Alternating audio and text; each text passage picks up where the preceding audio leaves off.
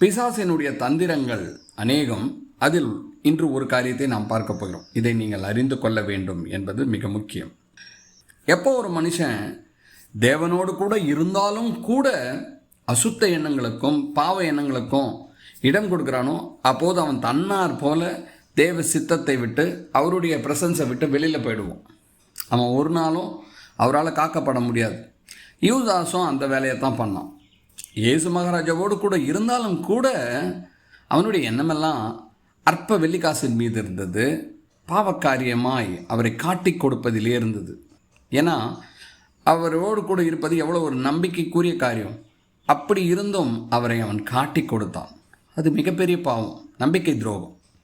ஆனால் இந்த செயலை அவன் செய்து முடிக்கும் வரை நாம் செய்கிறது சரியா தவறா, ஏன் இப்படி செய்கிறோம், இப்படி செய்கிறோமே, இது பாவம் இல்லையா என்று ஏன் சிந்திக்க முடியவில்லை என்றால் அதுதான் சாத்தானுடைய தந்திரம்.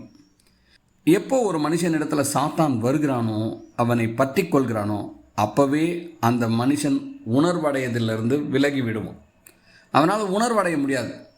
அந்த மனுஷன் தான் செய்கிற செயலை குறித்து சிந்திக்காதபடி செய்துருவோம். நான் ஏன் இப்படி செய்துட்ருக்கேன், இது தப்பு இல்லையா, இதனால் பெரிய பிரச்சனைக்குள்ளாகுமே என்பதையெல்லாம் அவன் நினைக்கவே மாட்டான். நினைக்காதபடி செய்துடுவான். அதுதான் அவனுடைய தந்திரம். இதை நீங்கள் நன்றாக தெரிந்து கொள்ள வேண்டும். யூதாசும் பாருங்கள், எல்லாவற்றையும் வேக வேகமாய் செய்து முடித்தான். செய்து முடித்துட்டு பிற்பாடு தான் அவன் உணர்வடைகிறான். ஏனென்றால் சாத்தான் அவனை விட்டு விலகிட்டான்.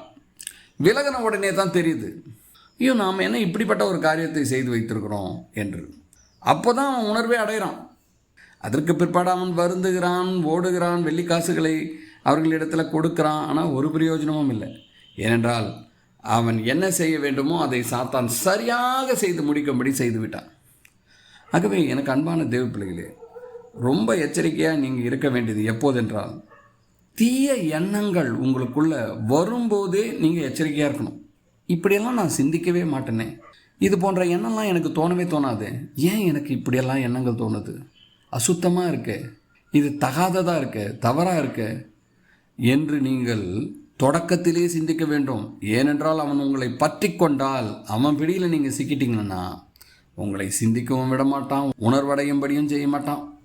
அவன் என்ன செய்ய வேண்டுமோ அதை செய்து உங்களை வேக வேகமாக கீழே அழுத்தி போட்டுடுவான். உங்களை பாவத்தில் விழும்படி செய்துடுவான். ஆகவே எச்சரிக்கையாயிருங்கள். தீய எண்ணங்களுக்கு இடம் கொடுக்காதீங்க.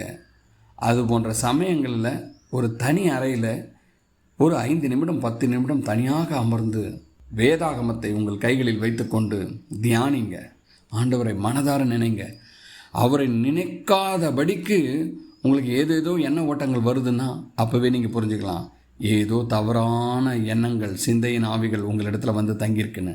நீங்கள் விடாமல் பொறுமையாய் அமைதியாய் தியானித்து கொண்டே இருக்கும்போது அந்த சிந்தையின் ஆவிகள் உங்களிடத்தில் தங்க முடியாது. அவைகளுக்கு எரிச்சல் உண்டாகும். இதையெல்லாம் கேட்கும்போது வேகமாய் உங்களை விட்டு அது வெளியேறும். பிற்பாடு உங்களுக்கு நல்லாவே தெரியும், எனக்கு தவறான எண்ணங்கள் ஓடிட்டே இருந்தது, இப்போ அது இல்லை என்பதை நன்றாகவே உணர்வீர்கள். உங்கள் சிந்தை பரிசுத்தப்படும். ஹல்லேலூயா. ஆகவே எனக்கு அன்பான தேவ பிள்ளைகளே, தீய எண்ணங்கள் வரும்போது எச்சரிக்கையாக இருங்கள். பொல்லாங்கனுக்கு இடம் கொடுக்காதீர்கள். எப்போதும் தேவனுடைய பிரசன்னத்திலே நிறைந்திருங்கள். தேவனுக்கே மகிமை உண்டாவதாக. ஆமேன்.